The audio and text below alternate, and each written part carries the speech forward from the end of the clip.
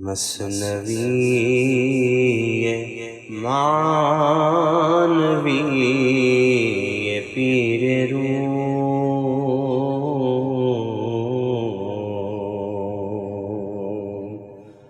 مثنوی معنوی پیر روم،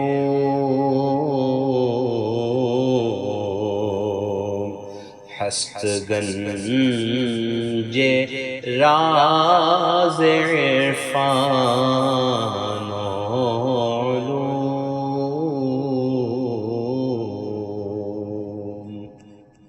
بسم اللہ الرحمن الرحیم، الحمدللہ رب العالمین، والصلاة والسلام علی سیدنا مولانا محمد سید الاولین والآخرین وعلی آلہ واصحابہ اجمعین، اما بعد۔ موسیٰ علیہ السلام اور چرواہے، ان دونوں کا واقعہ بیان کیا جا رہا تھا۔ یہ واقعہ رکا تھا حضرت موسیٰ علیہ السلام کے ٹوکنے پر اس چرواہے کو کہ محبت کی شدت میں بھی کفریہ کلمات زبان سے نہیں نکالنا چاہیے۔ بھلے ہی آپ کے دل میں محبت کے جذبات امنڈ آ رہے ہوں، لیکن زبان سے کلمات نکالتے وقت مناسب ہونا چاہیے جو بات آپ منہ سے بول رہے ہیں۔ تو اس پر چرواہے نے معذرت خواہی کی اور کہا کہ مجھے معلوم نہیں تھا، میں ان پڑھ گوار انسان ہوں، اتنی نزاکت کی مجھے خبر نہیں ہے۔ تو اس نے شرمندگی کا اظہار کیا۔ موسیٰ علیہ السلام نے اس کو ٹوکا اور وہاں سے نکل پڑے۔ اب وہاں جانے کے بعد موسیٰ علیہ السلام کے اوپر اللہ تعالیٰ کی وحی کا نازل ہونا، آج اس موضوع پر ہم پڑھیں گے۔ وحی آمد سوئے موسیٰ از خدا، بندے مارا ز ما کر دی جدا۔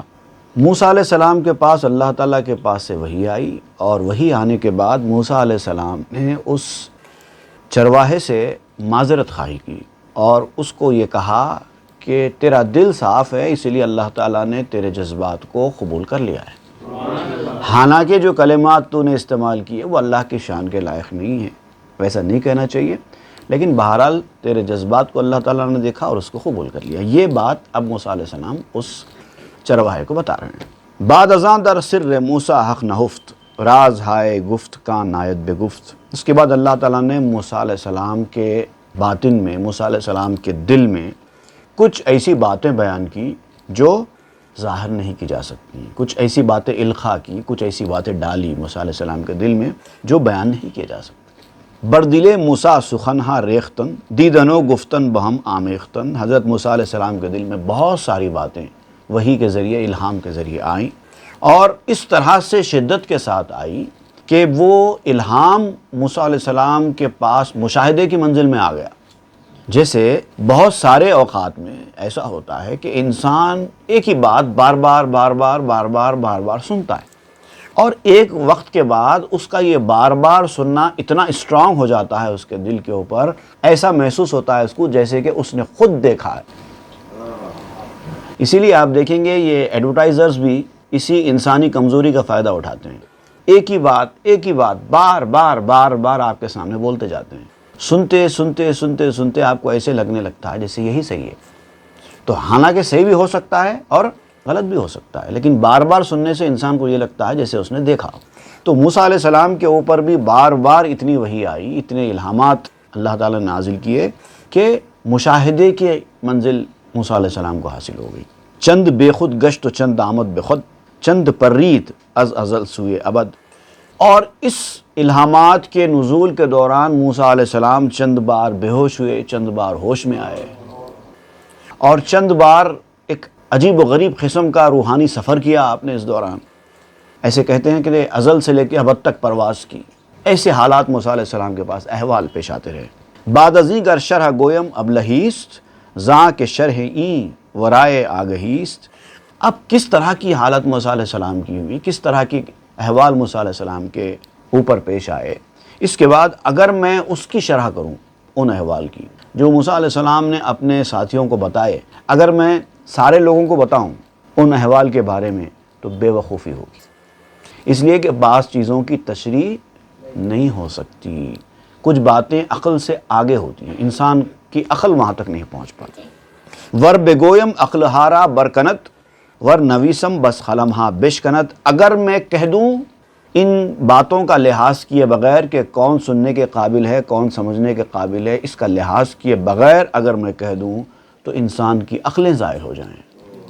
اگر میں ان باتوں کو لکھ دوں تو میرا قلم ٹوٹ جائے، نہیں بیان کر سکتے بعض باتیں۔ ور بگویم شرحائے معتبر تا قیامت باشدی بس مختصر، اگر میں اس کی قابل بھروسہ شرحیں بھی بیان کروں تو جتنی انسان سمجھ سکتا ہے اتنی بھی اگر میں بیان کروں تو قیامت تک میں لکھتا رہوں اور پھر بھی ابھی ختم نہ ہو۔ جاننے والے کہیں گے کہ بہت کم لکھ دیا، بہت مختصر لکھ دیا۔ لا جرم کوتاہ کردم من زباں گر تو خواہی از درون خود بخواں، مجبوراً میں نے اپنی زبان بند کر لی ہے، اپنی زبان کی کوتاہی کو قبول کر لیا ہے، مان لیا ہے۔ البتہ کچھ کلوز دیتا ہوں، ان کلوز کو سنو، سمجھو، دل کے اندر لے کے جاؤ۔ اگر تم چاہتے ہو کہ اس کی اور شرح ہو جائے تو اس کو دل کے اندر لے کے جاؤ اور اپنے اندر جا کر پڑھ لو۔ مطلب دل تمہارا اگر صاف ہو جائے، اس مقام پر پہنچ جائے تو تمہارا دل ہی اس کی شرح کر دے گا۔ چونکہ موسیٰ ای اتاب از حق شنید در بیاباں از پے چوپاں دوید، جب حضرت موسیٰ علیہ السلام نے اس طرح اللہ تعالیٰ کی ناراضگی کا اظہار جو اللہ نے فرمایا تھا اس کو محسوس کیا تو اب وہ چوپائے کے پیچھے پیچھے اس کو تلاش کرتے ہوئے جنگل میں نکل پڑے۔ اب چلے گئے اس کو ڈھونڈنے کے لیے۔ بر نشانے پائے آں سرگشت راند گرد اس پرہ بیاباں برفشاند، اس دیوانے کے نقش قدم پر روانہ ہوئے۔ اب ڈھونڈتے جاتے تھے، پاؤں کے نشانات دیکھتے ہوئے کہ یہ چرواہا کدھر گیا ہوگا، اس کے پاؤں کو نشانات دیکھتے دیکھتے دیکھتے دیکھتے بیابانوں کی، صحراؤں کی، جنگلوں کی مٹھی اڑاتے ہوئے دیوانہ وار اس کو تلاش کرتے ہوئے نکل پڑے۔ گام پائے مردم شورید خط ہم ز گام دیگراں پیدا بود، دیوانوں کی رفتار کی طرح تیز رفتار، تیز گامی کے ساتھ، جو کوئی دیوانہ یا کوئی کریزی انسان جب کوئی چیز حاصل کرنے کی تگ و دو میں لگ جاتا ہے تو اس کو آگے پیچھے کچھ دکھائی نہیں دیتا، بس بھاگتا جاتا ہے، کسی طرح میں اس چرواہے کو پکڑوں اور اس کو اللہ کا پیام سنا دوں۔ یہ قدم چوں رخ زبالا تا نشیب، یہ قدم چوں پیل رفتہ بر اریب، ایسا معلوم ہوتا ہے کہ ایک پاؤں رخسار کی طرح اوپر سے نیچے کو، ایک قدم ہاتھی کی طرح آڑا ٹیڑھا۔ چلنے کا جو انداز ہے وہ بیان کر رہے ہیں، ایسا اونچا قدم آگے بڑھ رہا ہے، بڑا بڑا قدم آگے بڑھا رہے ہیں۔ چلنے میں جب تیز رفتار انسان چلتا ہے تو ایک لائن میں نہیں چلتا۔ آپ دیکھیں گے کہ انسان جب دوڑتا ہے تو پوری ایک لائن میں نہیں جاتا، آگے پیچھے ہوتا رہتا ہے، آزو بازو ہوتا رہتا ہے، بالکل ہاتھی کی طرح کی چال۔ لیکن ہاتھی سلو چلتا ہے، انسان تیز چل رہا ہے۔ انسان جب سلو چلتا ہے تو سیدھا چلتا ہے، اسٹریٹ لائن، اور ہاتھی ٹیڑھا میڑھا ہو کر چلتا ہے۔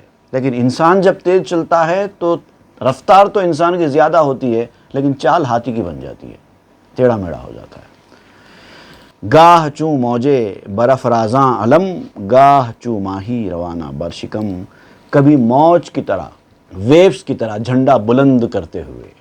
پانی کے اوپر جو موج آگے بڑھتی ہے تو جھنڈا بلند کرتے ہوئے آگے بڑھتی ہے، ایسا پانی کی سطح پر موج آگے نہیں بڑھتی بلکہ ایک اس کا جھنڈا بلند ہوتا ہے، پانی کے لیول سے تھوڑا سا اونچی ہوتی ہے موج، تو اس کو کہتے ہیں آپ جھنڈا بلند کر کے چلنا۔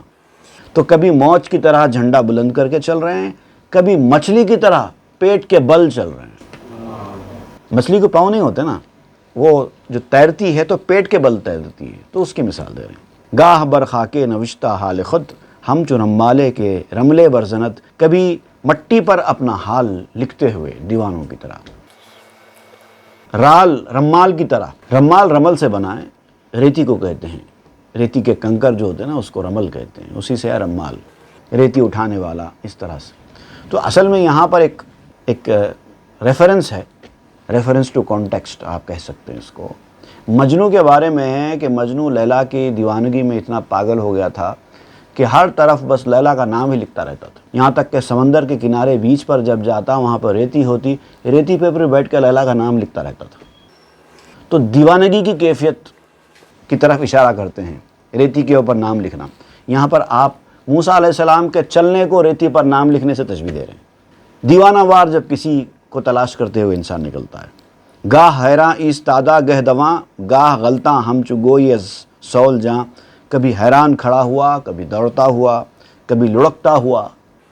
اس طرح سے رفتار تھی موسیٰ علیہ السلام کی۔ کبھی ایسے ٹھہر جاتے ہیں پاؤں کے نشان دیکھتے ہوئے، یہ نشان ادھر گئے ہیں یا ادھر گئے ہیں، اور کبھی جیسے پتہ چلتا ہے کہ نشان ادھر گئے ہیں دوڑنے لگتے ہیں، اور اس دوڑنے کے دوران کبھی کبھار لڑکتے ہیں، کبھی گر جاتے ہیں، مگر جتنا جلدی ہو سکے اس چرواہے کی طرف پہنچنے کی فکر ہوتی ہے۔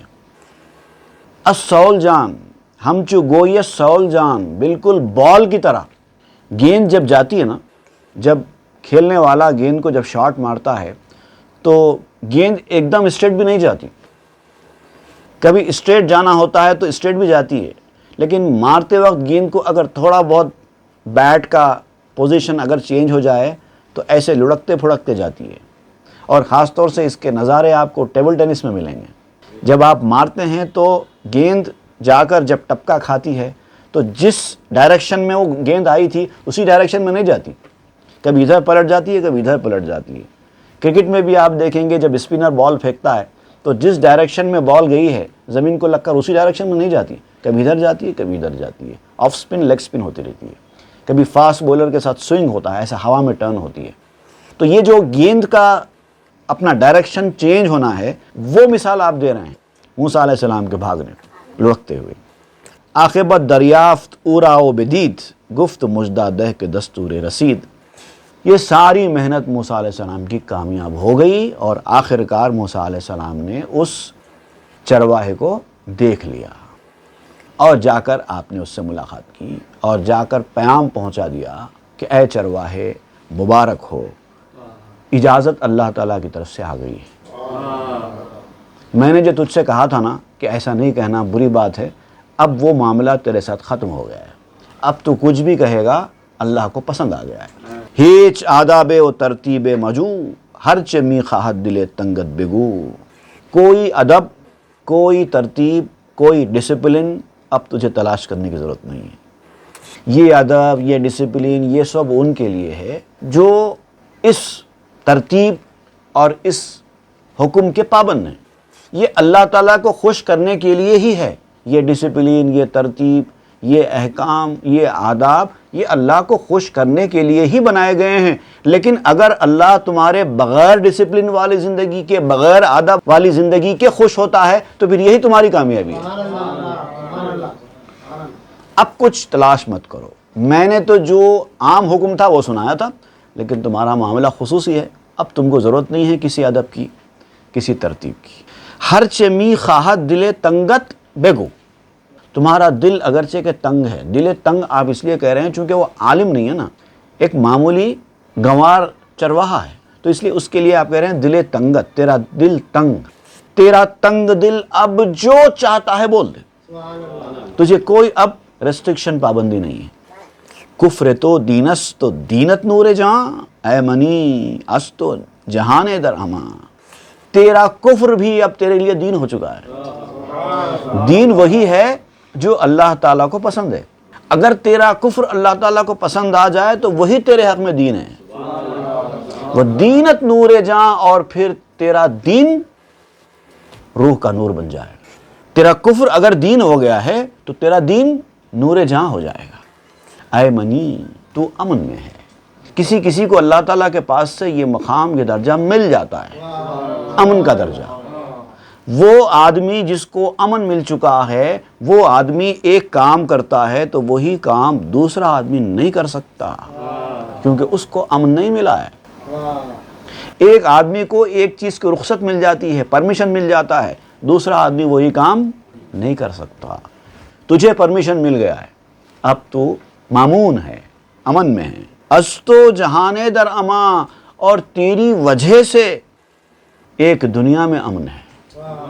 کئی لوگوں کو تیری وجہ سے یہ رخصت ملی ہوگی، ورنہ اب تک دوسروں کو رخصت نہیں تھی، تیری وجہ سے، تیری محبت کی وجہ سے دوسروں کو رخصت مل جاتی ہے۔ کبھی کبھی آپ دیکھیں گے بہت سارے واقعات ایسے ہوتے ہیں کہ آپ ایک چیز کی پابندی لگاتے ہیں، جیسے مثال کے طور پر آپ کوئی اسکول چلاتے ہیں، ہیڈ ماسٹر ہیں یا پرنسپال ہیں، وہاں پر آپ نے ایک رول لگا دیا، سارے اسٹوڈنٹس یہ کام نہ کریں، پابندی لگا دی، ٹھیک ہے؟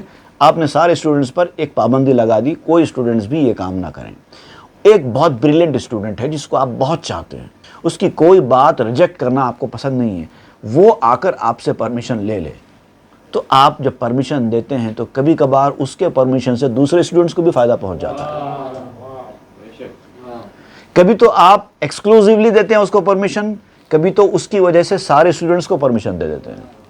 تو یہاں پر آپ وہ بیان کر رہے ہیں، تو امن میں ہے اور تیری وجہ سے ایک دنیا کو امن مل گیا ہے۔ اے معافی یفعل اللہ ما یشاء، بے محابہ رو زبارہ برکشا، اے یفعل اللہ ما یشاء کے معافی دار اللہ تعالیٰ نے تجھ کو معافی دے دی ہے، جو اپنی مرضی سے کچھ بھی کر سکتا ہے اس نے تجھے معافی دے دی ہے، اب کون ہے تجھ کو پکڑنے والا؟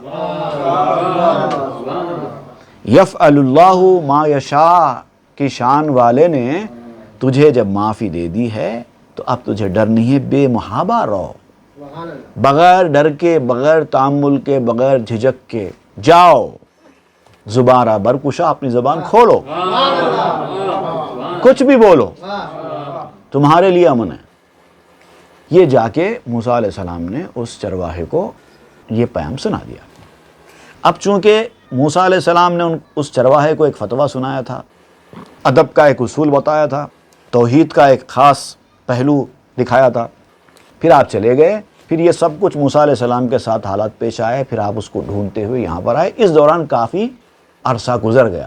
لیکن موسیٰ علیہ السلام جب بول کر گئے تھے اس کو تو کچھ کلمات بول کر گئے تھے، اور اس کے جواب میں اس چرواہے نے بھی کچھ کہا تھا، موسیٰ تم نے میری آنکھ کھول دی، اس طرح کے کلمات اس نے کہے تھے، یاد ہے آپ؟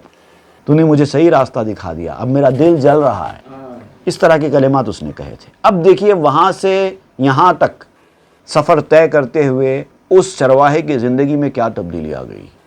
گفت اے موسیٰ ازاں بگذشتہ ام، من کنوں در خون دل آغشتہ ام، کہا اے موسیٰ جس وقت میں نے وہ کلمات کہے تھے اس وقت ہی اگر یہ بات معلوم ہو گئی ہوتی تو ٹھیک تھا، اب میں اس منزل سے گزر چکا ہوں۔ اس وقت وہ جو دیوانگی کی، وہ بے خودی کی جو کیفیت تھی، اس وقت تم نے مجھے وہ فتویٰ سنا کر آداب والا مجھے اس منزل سے واپس لا لیا ہے، اب میں اس دیوانگی کی کیفیت میں نہیں ہوں، میں گزر چکا ہوں اس منزل سے۔ من کنوں در خون دل آغشتہ ام، اب میں دل کے خون میں ڈوبا ہوا ہوں، اب میری کیفیت بدل چکی ہے۔ آغشتن یا آغشتن دونوں بھی استعمال کیے جاتے ہیں، کسی بھی چیز میں ڈوب جانا، آلودہ ہو جانا اس سے، تو اب میرے دل کی کیفیت بدل گئی ہے۔ اس وقت جو میرے دل کی کیفیت تھی اس وقت یہ بولنا میرے لیے جائز تھا ہوگا، لیکن اب نہیں ہے، اب میری حالت بدل گئی ہے۔ منز سدرہ منتہا بگذشتہ ام، صد ہزاراں سال ازاں سو گشتہ ام، میں تو اپنے اندر اتنی زیادہ تبدیلی حاصل کر چکا ہوں کہ اب میری کیفیت یہ ہے کہ میں اب سدرۃ المنتہا سے بھی گزر گیا ہوں۔ جب مقام قرب کسی کو نصیب ہو جاتا ہے تو وہ مقام عرش تک چلا جاتا ہے، سدرۃ المنتہا تو راستہ ہے، تو میں تو اس کے آگے نکل چکا ہوں، لاکھوں سال کا ڈسٹنس اور اس سے بھی آگے جا چکا ہوں۔ اب یہ کیا پرانی بات آپ بول رہے ہیں مجھے؟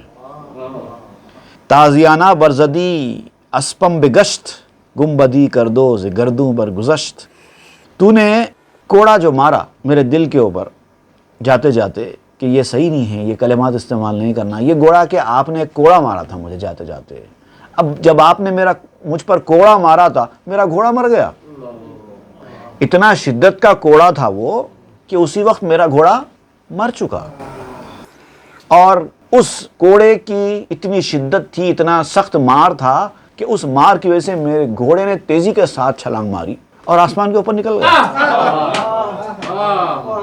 کبھی کبھار ایک جملہ جب دل پر اثر کرتا ہے تو آدمی اس ایک جملے کی وجہ سے کہاں چلا جاتا ہے۔ کبھی کبھی ایک جملہ جو نظر آنے والا بہت معمولی جملہ ہوتا ہے انسان کو یا تو ترقی کے اونچے درجے پر پہنچا دیتا ہے یا پھر ایک دم پیچھے کر دیتا ہے۔ بہت جملے بعض وقت بڑے اہم ہوتے ہیں، کون سا جملہ آپ استعمال کر رہے ہیں کس کے حق میں اور کب اور کہاں، یہ دیکھنا ہوتا ہے۔ موسیٰ علیہ السلام نے بس ایک فتویٰ سنایا تھا، کوئی غلط بات نہیں کہی تھی موسیٰ علیہ السلام نے، بالکل صحیح بات کہی تھی، احکام شریعت بتائے تھے اس کو، اللہ تعالیٰ کی وحدانیت کیا ہے، اس کا مقام کیا ہے، اس کی شان کیا ہے، اس کے بارے میں بتایا تھا، اور ہر صاحب علم یہی کام کرتا ہے۔ لیکن وہ جملہ اس کے دل کے اوپر ایسا اثر کیا کہ گھوڑا ان کلمات کو چابک سمجھ کر اس کی شدت مار کی وجہ سے ایسی بڑی جست مارا کہ آسمان کے آگے نکل۔ محرم ناسوت ما لاہوت باد، آفری بردست بر بازوت باد۔ اب وہ کہتا ہے کہ اب میں اس منزل پہ آ گیا ہوں کہ اب دعا کرتا ہوں کہ خدا کرے یہ ہمارا عالم ناسوت ہمارے لیے عالم لاہوت بن جائے۔ میں اس عالم ناسوت میں ہوں، اب اس عالم ناسوت سے نکل کر اس عالم لاہوت کا پرندہ بن جاؤں جس میں اللہ تعالیٰ کے قرب اس کو نصیب ہو جائے اور انسان اور سالک مقام فنا حاصل کر لے۔ اب یہ سب باتیں اس وقت کی ہیں جو انسان ابھی مقام ناسوت میں ہوتا ہے، اس وقت آپ کہیں یہ کہنا یہ نہیں کہنا، اور پھر اب تم کو اجازت مل گئی ہے، اب تم کو یہ مقام مل گیا ہے، ان چیزوں کی کوئی اہمیت نہیں ہے اب میرے لیے۔ جب تک انسان عالم ناسوت میں ہوتا ہے اس وقت انسان کو یہ سب باتوں کی ضرورت ہوتی ہے، میرا مقام، میری عزت، میرا پوزیشن، مجھے یہ چاہیے، مجھے وہ چاہیے، مجھے یہ کرسی ہونا، مجھے ایسا عزت ہونا، یہ ہونا وہ ہونا، یہ سب چلتا ہے، یہ عالم ناسوت والے کے لیے ہے۔ اور جب کسی کی بے عزتی ہوتا ہے، اس کا دل ٹکڑے ہو جاتا ہے، بعد میں اس کو سوری بولو، وہ دل اس کا صحیح بھی ہو جاتا ہے۔ بھئی آپ نے کسی کے ساتھ کوئی بدتمیزی کی، اس کے دل کو برا دکھا، بعد میں آپ نے معافی چاہ لی، اس نے معاف کر دیا، اس کا دل صاف ہو گیا، یہ ساری باتیں عالم ناسوت میں ہوتی ہیں۔ اب یہ تو عالم لاہوت میں جا چکا ہے، وہاں پر وہ کہتا ہے کہ یہ چیزوں سے کوئی فرق ہی نہیں پڑتا، مجھے اوپر بٹھائیں نیچے بٹھائیں، میری اہمیت دیں، مجھے کرسی دیں مجھے نہ دیں، مجھے یہاں بٹھائیں مجھے وہاں بٹھائیں، میری تعریف کریں مجھے گالی دیں، کوئی فرق نہیں پڑتا، جو کرنا ہے کر لو۔ یہ عالم لاہوت میں پہنچنے والوں کا حال ہوتا ہے۔ آفری بر دست بر بازوت باد، اب جو اس عالم لاہوت کا محرم بن جاتا ہے تو اس کے دست و بازو کو، اس کے ہاتھ اور پاؤں کو مبارکباد ہے۔ کو یہ ہاتھ پاؤں رکھتے ہوئے، یہ جسم رکھتے ہوئے، عالم ناسوت کا جسم اس کے پاس ابھی موجود ہے اور وہ عالم لاہوت والا بن گیا ہے، تو مبارکبادی کی بات ہے یہ تو۔ حالانکہ یہ جسم کے ختم ہونے کے بعد وہ درجہ ملنا چاہیے۔ عالم ناسوت میں انسان اسی وقت پہنچتا ہے، عالم لاہوت میں انسان اسی وقت پہنچتا ہے جب عالم ناسوت سے کٹ جائے۔ عالم ناسوت میں رہتے ہوئے جب کوئی عالم لاہوت میں پہنچ جائے تو اس کے لیے تو مبارکباد ہے۔ حال من اکنو بروں از گفتنست، اونچ می گویم نہ احوال منست۔ اب میری حالت بیان سے باہر ہے، اب آپ کی ان باتوں سے مجھے کوئی فرق پڑنے والا نہیں ہے۔ البتہ ایک بات اور یاد رکھیے کہ جو کچھ میں اپنے احوال کے بارے میں آپ کو بیان کر رہا ہوں، یہ بھی صرف آپ چونکہ نبی ہیں، بڑے مقام کے ہیں، اس لیے اپنی کیفیت آپ کو میں بنا رہا ہوں، لیکن جو کچھ میں کہہ رہا ہوں وہ بھی میرا پورا احوال نہیں ہے۔ نقش می بینی قدر آئینہ ایست، نقش تست نقش آئینہ نیست۔ انسان جو کچھ آئینے میں اپنا نقش دیکھتا ہے، اپنی صورت دیکھتا ہے، وہ اس آدمی کی صورت ہوتی ہے، آئینے کی صورت نہیں ہوتی۔ دم کے مرد نائی اندر نائے کرت، در خرے نائی است نئے در خرد مرد۔ بانسری بجانے والا جو بھی اس کے اندر پھونکتا ہے، جو ہوا بھرتا ہے بانسری کے اندر، وہ بانسری کے مناسب ہوا پھونکتا ہے، اپنی طاقت کے مناسب ہوا نہیں پھونکتا۔ انسان کی ہوا پھونکنے کی جو طاقت ہے وہ طاقت کے مطابق ہوا نہیں پھونکتا، بلکہ بانسری میں کتنی ہوا کی ضرورت ہے اتنی ہوا پھونکتا ہے۔ ہاں وہاں اگر حمد گوئی و سپاس، ہم چنا فرجا میں چوپاں شناس۔ خبردار خبردار یاد رکھو کہ جو شکر گزاری اللہ کی اور جو اللہ کی تعریف جو بھی کرتا ہے وہ اسی نالائق چرواہے کی شکر گزاری کی طرح ہے۔ آپ اگر قابل آدمی ہیں، عالم ہیں، اور اپنے علم کے حساب سے اللہ کی حمد و ثنا بیان کر رہے ہیں، اس کی تعریف بیان کر رہے ہیں، تو بھی اللہ تعالیٰ کے سامنے وہ اسی چرواہے کی جانب سے کی جانے والی تعریف کی طرح ہے۔ اس کے سامنے ایک بڑے سے بڑا عالم بھی اللہ تعالیٰ کے سامنے اسی نالائق چرواہے کی طرح ہے۔ حمد تو نسبت بے تو گر بہترست، لیک آن نسبت بحق ہم ابترست۔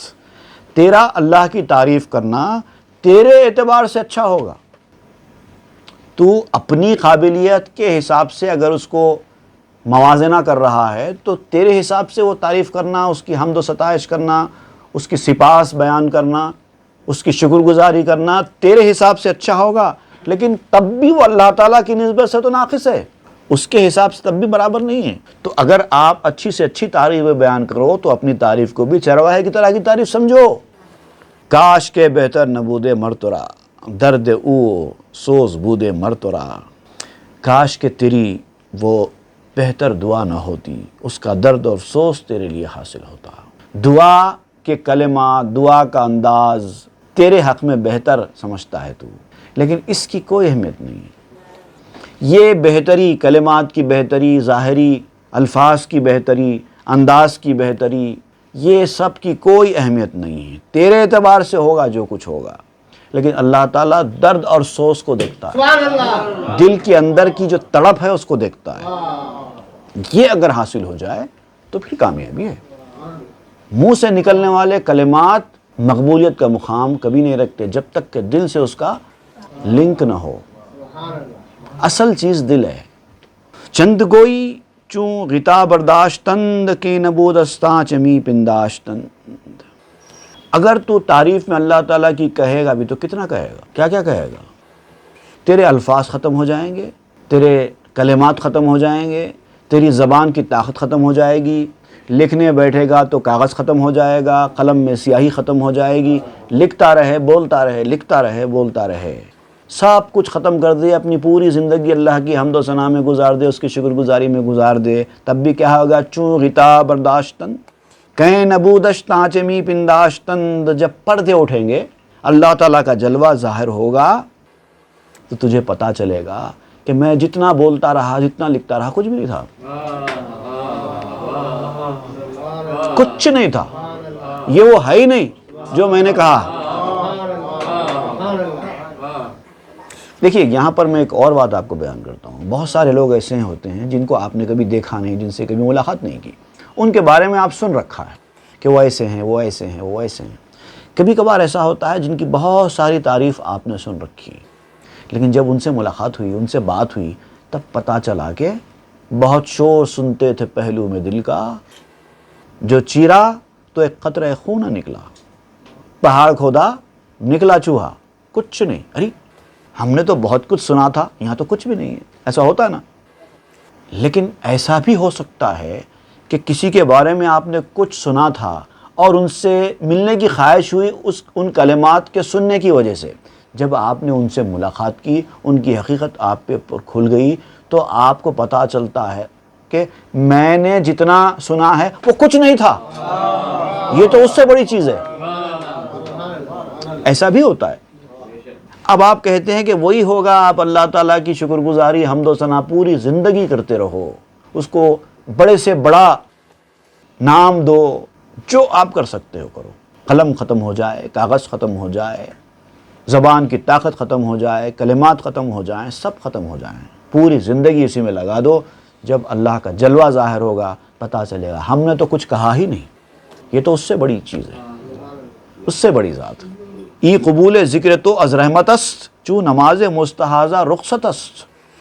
اس کے باوجود جو ہم اللہ کا ذکر کرتے ہیں، اس کا شکر کرتے ہیں، اللہ تعالیٰ اپنی رحمت سے اس کو قبول کر لیتا ہے۔ ہماری شکر گزاری کو، ہماری دعا کو، ہماری عبادتوں کو اللہ تعالیٰ جو قبول کرتا ہے یہ اس کی رحمت ہے، قبول کر لیتا ہے، ورنہ ہماری کوئی چیز اس کی بارگاہ میں پیش ہونے کے لائق نہیں۔ چوں نماز مستحاضہ رخصت است، بالکل ایسے ہی قبول کرتا ہے جیسے کسی مستحاضہ کی نماز کو اللہ تعالیٰ قبول کر لیتا ہے۔ مستحاضہ خواتین کو پیش آنے والی ایک حالت ہے جس میں پوری وہی کیفیات ہوتی ہیں جیسے کہ خاتون ناپاکی کی حالت میں۔ ناپاکی کی حالت میں جو کیفیات اس خاتون کے ساتھ پیش آتی ہیں اس وقت بھی پیش آتی ہیں، لیکن وہ ناپاکی نہیں ہوتی، کیونکہ ناپاکی کا جو ٹائم پیریڈ ہے وہ ختم ہو گیا ہے۔ ناپاکی کا ایک ٹائم پیریڈ ہوتا ہے، 6 دن، 7 دن، 8 دن، 9 دن، جتنا بھی ان کا ریگولر ڈیز ہے وہ ڈیز ان کے ناپاکی کے ہیں۔ جیسے ہی وہ ڈیز ختم ہو گئے اس کے بعد بھلے ہی وہ کیفیت چل رہی ہو، وہ عورت ناپاکی میں نہیں رہتی، اس کو چاہیے کہ وقتاً فوقتاً طہارت کرے اور نماز پڑھے۔ تو وہ جو کیفیت میں نماز پڑھتی ہے وہ سمجھتی ہے میں اب بھی ناپاکی کی حالت میں ہوں اور نماز چھوڑ دیتی ہے، یہ اس کی جہالت ہے۔ اس کو چاہیے کہ وہ اس حالت میں، چونکہ اس کا ناپاکی کا وقت ختم ہو چکا ہے، اب اس کو چاہیے کہ وہ طہارت کرے اور پورے 5 نمازیں ادا کرے۔ اس کا ذکر کرتے ہوئے آپ کہتے ہیں کہ جیسے مستحاضہ کی نماز اللہ تعالیٰ قبول کر لیتا ہے، ویسے ہی تمہارے کلمات، تمہاری شکر گزاری، تمہاری دعائیں، تمہاری عبادتیں بھی اللہ تعالیٰ قبول کر لیتا ہے۔ ای قبول ذکر تو از رحمت است، چون نماز مستحاضہ رخصت است۔ یہ رحمت سے قبول کرتا ہے۔ با نماز او بے آلود است خون، ذکر تو آلود تشبیہ چون۔ اس کی نماز سے خون وابستہ ہے، تیرا ذکر کرنا تشبیہ اور مثال سے آلودہ ہے۔ تو اللہ تعالیٰ کو یاد بھی کرتا ہے تو تیرے یاد کرنے میں بھی ایک تصور قائم ہے، اللہ ایسا ہوگا، کچھ بھی ایک تصور بناتا ہے، ایک نور ہوگا، ایک چیز ہوگی، کچھ تو ایسا تصور بنتا ہے۔ یہ اللہ تعالیٰ کو یاد کرنے کے لائق نہیں ہے، کوئی تصور نہیں بننا چاہیے، اللہ تعالیٰ کی ذات کا کوئی تصور نہیں بننا چاہیے۔ یاد تو ویسے ہی ہوتی ہے، تصور بن جاتا ہے، لیکن ہمارے پاس کیا کریں، کچھ نہ کچھ ایک تصور بن جاتا ہے، تصور ہی کی مدد سے جاتے ہیں ہم وہاں پر، اس میدان میں۔ یہ ہماری کمزوری کی وجہ سے ہے۔ تو جو ذکر اللہ تعالیٰ کو تشبیہ اور مثال سے یاد کرائے وہ مستحاضہ کی نماز کی طرح ہے، جیسے اس کی نماز سے خون وابستہ ہے، تمہاری ذکر سے تشبیہ اور مثال وابستہ ہے۔ خون پلی دستو بے آب می روت، لیک باطن را نجاست ہابوت۔ اب دونوں میں ایک فرق ہے، خون جو ہے ناپاک ہوتا ضرور ہے لیکن پانی سے دھل جاتا ہے، اسی لیے کہا جاتا ہے مستحاضہ کو چاہیے کہ ٹائم ٹو ٹائم طہارت کرے پانی سے اور نماز پڑھے، کیونکہ پانی سے وہ خون دھل جاتا ہے اور پاکی حاصل ہو جاتی ہے۔ لیکن وہ جو باطن کی تمہاری نجاستیں ہیں وہ تو پانی سے بھی دور نہیں ہوتی نا۔ ہر انسان کے اندر کچھ نہ کچھ باطنی نجاستیں ہیں، آپ غسل کر رہے ہیں، وضو کر رہے ہیں، سب پانی سے کر رہے ہیں، ظاہری نجاستیں دور ہو رہی ہیں، اندر کی باطنی نجاستیں تو ہے، پھر بھی آپ انہی نجاستوں کے ساتھ نماز پڑھ رہے ہیں، انہی نجاستوں کے ساتھ دعا کر رہے ہیں، انہی نجاستوں کے ساتھ اللہ کا شکر ادا کر رہے ہیں۔ تو اصولاً تو ہونا یہ چاہیے کہ کوئی دعا قبول نہ ہو، کوئی نماز قبول نہ ہو، کوئی روزہ قبول نہ ہو، لیکن اللہ تعالیٰ قبول کرتا ہے۔ کاں بغیر آب لطف کردگار، کم نہ گردد از درون مردکار۔ خدا کی مہربانی، اس کا کرم، اس کے لطف و عنایت کے پانی کے بغیر اندر کی کوئی نجاست نہیں دھل سکتی۔ وہ پانی چاہیے، یہ والا پانی نہیں چاہیے۔ در سجودت کاش رو گردانیے، مانیے سبحان ربی دانیے۔ کاش جب تم سجدے میں سر کرتے ہو نا، اس وقت تمہاری پیشانی تو اللہ تعالیٰ کے حضور میں جھکتی ہے، لیکن کبھی تم نے سوچا تمہارے دل کی کیا کیفیت ہے اس وقت؟ تمہارے منہ سے تو نکل رہا ہے سبحان ربی الاعلیٰ، پاک ہے میرا رب، بڑا ہے میرا رب، منہ سے بول رہے ہو، لیکن دل میں کیا ہے؟ کون بڑا ہے؟ ذرا دل کی کیفیت کو جان کر دیکھو کہ تمہارے دل میں کیا ہے۔ اس وقت اگر سبحان ربی الاعلیٰ کے معنی جانو تو تمہیں پتہ چلے کہ ہمارا دل ہماری زبان سے موافقت نہیں کر رہا ہے۔ کائے سجودم چوں وجودم ناسزا، مر بدیرا تو نے کوئی دہ جزا۔ اے خدا میرا سجدہ میرے وجود کی طرح تیرے بارگاہ میں پیش ہونے کے لائق نہیں ہے، نہ میرا سجدہ تیری بارگاہ میں پیش ہونے کے لائق ہے، نہ میرا وجود، میرا ایگزسٹنس ہی تیری بارگاہ میں پیش ہونے کے لائق ہے۔ کیا کروں، میں ہوئی گندہ۔ مر دیرا تو نے کوئی دہ جزا، لیکن ایک درخواست ہے، ایک التجا ہے کہ برائی کا بدلہ بھلائی سے عطا فرما۔ ای زمیں از حلم حق دارد اثر، تا نجاست برد و گل ہاداد بر۔ یہ زمین جو ہے اس کے اوپر اللہ تعالیٰ کی جو بردباری ہے، اس کا جو تحمل ہے، سب کچھ انسانوں کی برائیوں کو دیکھتے ہوئے بھی وہ نظر انداز کرتا ہے، اس کا جو اثر ہے یہ زمین کے اوپر پڑ رہا ہے۔ زمین سے ظاہر ہے اللہ تعالیٰ کی بردباری کا اثر، اللہ تعالیٰ کتنا بردبار ہے۔ زمین کے اوپر اللہ تعالیٰ کی بردباری کا اثر ہے، یہی وجہ تو ہے کہ ہماری ساری گندگیاں زمین اپنے اندر کھینچ کر پھول پتے دے رہی ہے۔ انسان جب مر جاتا ہے تو اس کی گندگی زمین میں جاتی ہے، انسان جب زندہ رہتا ہے تو اس کی غلاظت زمین میں جاتی ہے، انسان جو کچھ اس کے کام کی چیز نہیں ہے اس کو زمین کے حوالے کر دیتا ہے۔ ساری گندگیاں زمین قبول کر رہا ہے، دے کیا رہا ہے؟ پھول، پتے، میوے، پھل، آکسیجن، ساری نعمتیں انسان کو اسی زمین کے اندر سے مل رہی ہیں۔ تو اللہ تعالیٰ نے اپنی بردباری کا اثر ڈالا ہے زمین کے اوپر، اس لیے ایسا ہو رہا ہے۔ تاب پوشت او پلیدی ہائے ماں، در عوض بر روی دزوے غنچہا، یہاں تک کہ وہ ہماری پلیدیوں کو چھپا لیتی ہے۔ ہماری گندگیاں جب ہم زمین میں ڈال دیتے ہیں تو زمین اپنے اوپر بھی نہیں رکھتی، اندر لے لیتی ہے۔ ہماری گندگی کو بھی زمین اندر جذب کر لیتی ہے اور بدلے میں پھول پھل دیتی ہے۔ تمہاری گندگی مجھے دے دو، پھول پھل تم لے لو، اس کی تم کو ضرورت نہیں ہے، وہ مجھے دے دو، جو چیز تمہیں چاہیے میں وہ دیتی ہوں۔ پس چو کافر دید کو در داد و جود، کم ترو بے ما یتر از خاک بود۔ تو کافر جب دیکھے گا کہ اللہ تعالیٰ کی عطا اور اس کی بخشش میں وہ مٹی سے بھی کمتر ہے، اللہ تعالیٰ کی عطا و بخشش کا اثر مٹی کے اوپر پڑا ہے، لیکن کافر اللہ تعالیٰ کی عطا کردہ چیز حاصل کرتا ہے، اس کی عنایت سے پیٹ بھرتا ہے، اسی کو نہیں مانتا ہے۔ تو اب وہ محسوس کرتا ہے ایک وقت کے بعد کہ میرا وجود مٹی سے بھی بدتر ہے۔ جب قیامت میں حقیقت کھل جائے گی، کافر کو پتہ چل جائے گا کہ اس نے کیا کیا ہے، تو اس وقت اس کی یہ کیفیت ہوگی، اس کو سمجھ میں آ جائے گا کہ میرا وجود تو مٹی سے بھی بدتر ہے۔ از وجود او گلو میوہ نرست، جز فساد جملہ پاکیہ نجست۔ اس کے وجود سے، کافر کے وجود سے نہ کبھی پھول اگا ہے نہ کبھی میوہ اگا ہے، بلکہ اس نے پاک چیزوں کو بھی خراب کیا ہے، اس کے علاوہ کچھ نہیں کیا۔ مٹی ناپاک چیزوں کو لے کر پاک چیزیں دیتی ہے، یہ تو اس سے بدتر ہو گیا، پاک چیزوں کو بھی لے پر ناپاک چیزیں دیتا رہا۔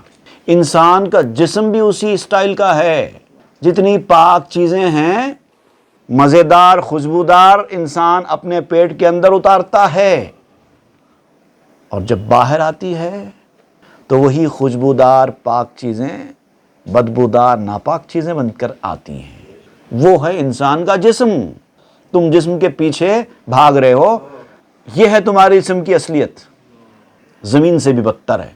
زمین ناپاک چیزیں لے کر پاک چیزیں دے رہا ہے، بدبودار چیزیں لے کر خوشبودار چیزیں دے رہا ہے، اور تمہارا جسم خوشبودار چیزیں لے کر بدبودار چیزیں دے رہا ہے، مزیدار چیزیں لے کر کڑوی چیزیں دے رہا ہے، پاک چیزیں لے کر ناپاک چیزیں دے رہا ہے۔ اس جسم کے پیچھے بھاگتے ہو، جسم کافر ہے یہ۔ گفت واپس رفت من در ذہاب، حسرتا یا لیتنی کنت تراب۔ اس کے بعد جب حقیقت کھل جائے گی کافر کے اوپر، تو کہنے لگے گا ہائے ہائے میں نے الٹی چال چلی ہے، جو کرنا تھا وہ نہیں کیا، مگر اب وقت ہو گیا، اب کچھ نہیں ہو سکتا۔ افسوس، کاش میں مٹی ہی ہوتا، مٹی سے بدتر تو نہ ہوتا، کاش میں مٹی ہی ہوتا۔ یہ قرآن مجید کے سورہ النبا کی 40ویں آیت ہے، جس میں اللہ تعالیٰ نے اس طرف اشارہ فرمایا ہے، یوم ینظر المرء ما قدمت یداہ۔ وہ دن قیامت کا دن ہوگا جب انسان اپنی آنکھوں سے دیکھے گا کہ اس نے دنیا میں کیا کمایا ہے، اس کے سامنے آ جائے گا۔ وَيَقُولُ الْكَافِرُ يَا لَيْتَنِي كُنْتُ تُرَابًا، اور کافر بول اٹھے گا کاش میں مٹی ہی ہوتا، میں انسان ہی نہ بنا ہوا ہوتا۔ کم از کم مٹی ہوتا تو ناپاک چیزیں لے کر پاک چیزیں تو دیتا، یہاں تو میں نے پاک چیزیں لے کر ناپاک چیزیں دی ہیں، الٹا کیا ہے۔ کاش از خاک سفر نگزید میں، ہم چو خاک دانے می چید میں۔ کاش میں مٹی ہونے سے ترقی نہ کرتا، کاش میں مٹی ہی ہوتا۔ دیکھیے ایک چیز ہوتی ہے مٹی کے اوپر جب آپ بیج پیڑتے ہیں مٹی کے اندر تو جھاڑ اوپر کی طرف اگتا ہے نا، وہ آسمان کی طرف دیکھتا رہتا ہے اور اوپر کی طرف بڑھتا چلا جاتا ہے۔ ہم چو خاک دانے می چیدے، اب وہ دانہ جو زمین کے اندر جاتا ہے وہ اس کو چن لیتا ہے۔ اب ایک پودے کا تصور کیجئے کہ ایک بیج ہے، زمین کے اندر بو دیا گیا ہے، اب وہ نشو نما کے مرحلوں سے گزرتے ہوئے باہر آتا ہے، تو اس کی نظر کہاں ہوتی ہے؟ آسمان کی طرف، اور وہ آسمان کی طرف ہی آگے بڑھتا چلا جاتا ہے۔ اسی طرح تو جھاڑ آگے بڑھتا ہے۔ چوں سفر کردم مرا رہ آزمود، زی سفر کردن رہ آوردم چبود، جب میں نے ترقی کی تو مجھے راستے نے آزمایا، اور اس ترقی سے مجھے کیا تحفہ ملا؟ ترقی کرتا جا رہا ہے پودا، ترقی کرتے کرتے کرتے کرتے اوپر جا رہا ہے نا، آسمان کی طرف دیکھ کر ترقی کر رہا ہے، اوپر جا رہا ہے۔ لیکن کافر کیا ہے؟ ایسے نکل کر ایسے ترقی کر رہا ہے زمین کی طرف۔ اب جو پودا ایسے بڑھ کر زمین کی طرف مڑ کر جانے لگے تو وہ کون سی ترقی ہوگی؟ زاں ہما میلش سوئے خاکست کو، در سفر سودے نہ بینت پیش رو۔ اسی وجہ سے اس کا جو میلان ہے، اس کا جو اٹریکشن ہے، اس کا جو انکلائنیشن ہے، وہ مٹی کی طرف ہے، کیونکہ وہ ترقی میں کوئی فائدہ نہیں دیکھتا۔ وہ جیسے جیسے ترقی کرتا جاتا ہے نیچے ہی آتا جاتا ہے۔ سمجھ رہے ہیں آپ؟ ایک پودا ہے جس کی نظر آسمان کی طرف ہے، وہ جیسے جیسے ترقی کرتا جاتا ہے اوپر کی طرف جانے لگتا ہے۔ اگر اس کا میلان نیچے کی طرف ہو جائے، ایسا پلٹ جائے، تو اب وہ جیسے جیسے ترقی کرتا جائے گا نیچے کی طرف آتا چلا جائے گا۔ تو یہ ترقی ہوئی یا زوال ہوا؟ لیکن پودا تو ترقی کر رہا ہے، پودا تو ترقی کر رہا ہے لیکن نیچے کی طرف ہے، اسی لیے اس کو ترقی آپ نہیں کہہ سکتے۔ چونکہ گردانیت سر سوئے زمین، چونکہ اس نے اپنا سر زمین کی طرف کیا ہوا ہے۔ در کمی و خشکی و نقص و غبی، وہ ہمیشہ گھٹاؤ میں ہے، خشکی کی طرف جا رہا ہے اور نقصان میں ہے۔ جتنا جتنا ترقی کرتا چلا جائے گا اتنا نیچے آتا چلا جائے گا، کیونکہ اس کا منہ نیچے کی طرف ہے۔ تو چھوٹی چیزوں کی طرف، نیچے درجے کے لوگوں کی طرف، گھٹیا لوگوں کی طرف جن کی نظر ہوتی ہے وہ ترقی بھی کرتے ہیں تو نیچے جاتے ہیں۔ بڑے لوگوں کی طرف نظر کرو۔ میل روحت چوں سوئے بالا بوت، در تزائد مرجعت آجا بوت۔ تیری روح کا میلان بھی، انکلینیشن آف یور سول، جب عالم بالا کی طرف ہو تو پھر ترقی تیری ہوگی، ریل ترقی۔ اور وہی آدمی اس طرح کی ترقی حاصل کرتا ہے جس کا مرجع وہ ذات ہو۔ ورنگوں ساری سرت سوئے زمیں، آفلی حق لا احب الآفلین۔ اگر تو اوندھا ہے، مڑے ہوئے پودے کی طرح اوندھا ہے، تو تیرا منہ زمین کی طرف ہے، تو زمین کی طرف ہی جاتا جائے گا۔ اور ویسا زمین کی طرف جانے والا غروب ہو جانے والا ہوتا ہے۔ زمین کے پاس جائے گا، پھر زمین کے اندر دھس جائے گا، قصہ ختم ہو جائے گا، اس سے بڑھ کے ترقی نہیں ہو سکتی۔ اور ایسے غروب ہو جانے والوں کے بارے میں کہا گیا ہے لا احب الآفلین، میں غروب ہونے والوں کو پسند نہیں کرتا۔ دو قسم کے لوگ ہیں زمین کی طرف جانے والے، ایک اچھے ایک برے۔ دنیاوی چیزوں کو حاصل کرنے کی کوشش میں پلٹ کر زمین کی طرف جانے والے، ترقی بھی کریں گے تو زوال ہوگا۔ دوسرا وہ جو زمین کی طرف جانے والے عاجزی انکساری کے ساتھ زمین میں جاتے ہیں، وہ زمین کے اندر بیج بونے والوں کی طرح ہیں، اپنے وجود کو فنا کر کے زمین کے اندر اپنے آپ کو دھسا لے رہے ہو، عاجزی انکساری اختیار کرتے ہوئے، تو پھر وہ نشو و نما پا کر پودا بن جاتے ہیں۔ دو قسم کے لوگ ہیں، ایک عاجزی انکساری کے ساتھ زمین کے حوالے ہونے والے، وہ ترقی کریں گے، پھر تناور درخت بنیں گے۔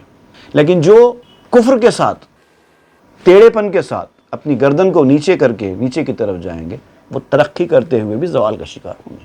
باقی انشاءاللہ ہم آئندہ 10 میں پڑھیں گے۔ صلی اللہ تعالیٰ علی خیر خلق سیدنا محمد وآلہ وصحبہ اجمعین والحمد للہ رب العالمین۔ مثنوی معنوی پیر روم،